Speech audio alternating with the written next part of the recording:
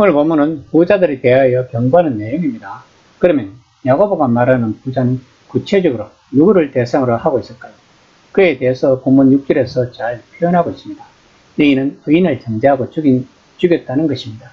야고보가 말하고자 하는 부자는 그들이 억압적이고 사치스럽게 살고 일꾼의 품삯을 주지 않았다는 것이 아닙니다.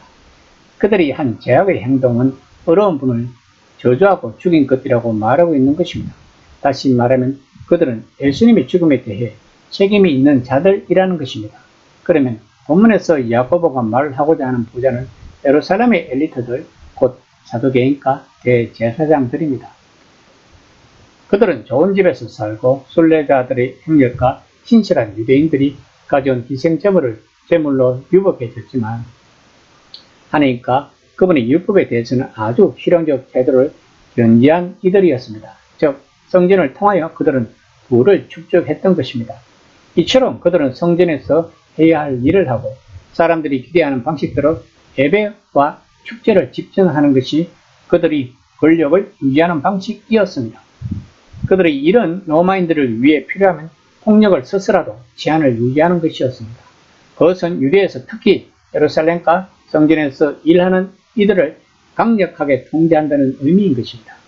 그러니 예수님이 예루살렘에 도착하여 성전을 깨끗하게 하셨을 때 그 일은 에레미야나 에스겔의 행동처럼 예언자적 행동으로서 임박한 성전 파괴를 상징하는 것으로 여겨졌고 한편 그들의 권리로 침해한 것이었습니다.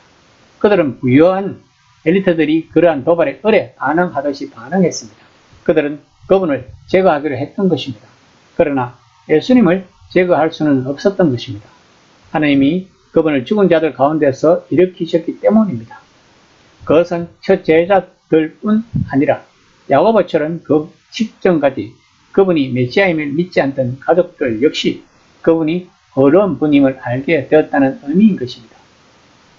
하나님은 부활로 그분을 어렵다고 선언하셨고 그분은 그 이후로 언제까지나 어려우시다. 그런데 바로 부자들이 그분을 죽였다는 것입니다. 예수님이 그러셨듯이 야고보는 유대 사회 전체에 만연했던 경제적 압제를 책망합니다. 5장 1절입니다. 들으라 부한자들아 너희에게 임할 고생으로 말미암아 울고 통곡하라. 그 당시 세계에서 경제적 압박의 책임은 주로 공식적 통치자에게 있었다고 합니다.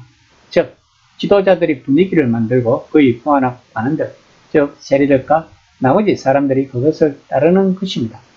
그 당시 예루살렘의 엘리트들의 경제적 폭정이 얼마나 백성들을 힘들게 했으면 1차 유대 전쟁 때 예루살렘 성이 고립되었을 때 예루살렘에 거주하는 백성들이 가장 먼저 한 것이 고리대금 장부를 불태웠다고 했습니다.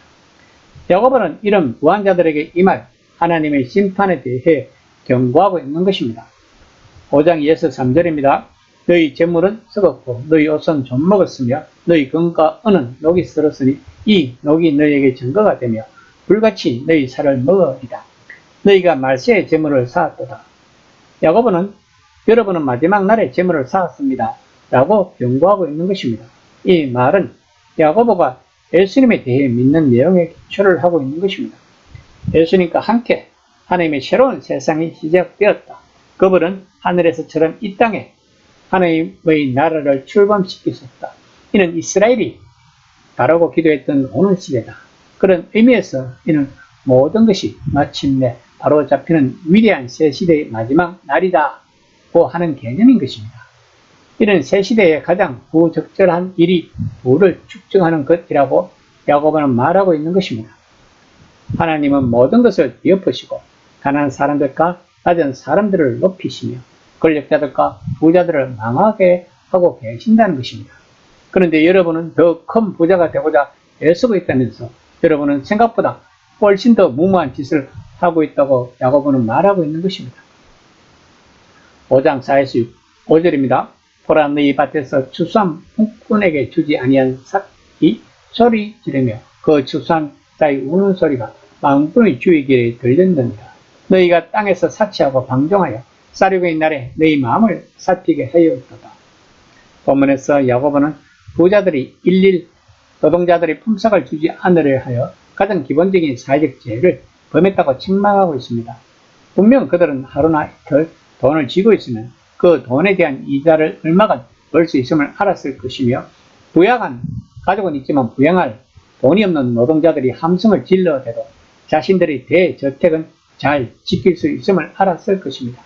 이에 야고보는 당신들이 가르친 그 품삯이 아우성치고 있으며 하나님이 그것을 듣고 계신다고 선포하고 있는 것입니다.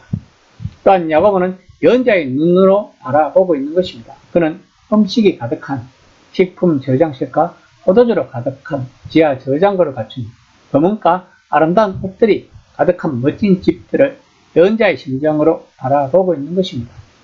그곳에는 정과 녹이 가득해 보인다는 것입니다.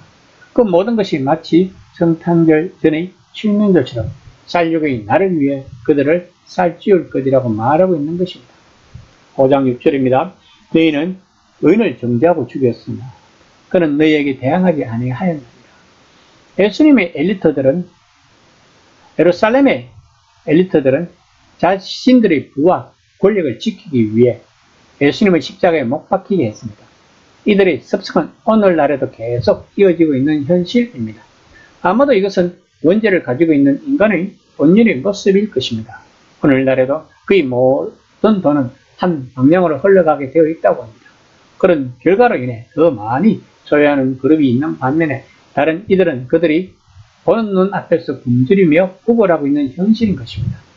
부자들은 분명히 예루살렘 엘리트처럼 가난한 이들을 경멸할 것입니다. 그러나 교회만큼은 오늘 본문을 지켜야 할 것입니다. 그렇지 않으면 대형교회 지도자들과 그를 따르는 사람들이 마치 예루살렘의 엘리트처럼 예수님을 다시 한번 십자가에 못 박을 수 있다는 것을 명심해야 할 것입니다. 이 시간 나는 혹시 예루살렘의 엘리트가 아닌지 한번 점검해보는 시간이 되었으면 합니다.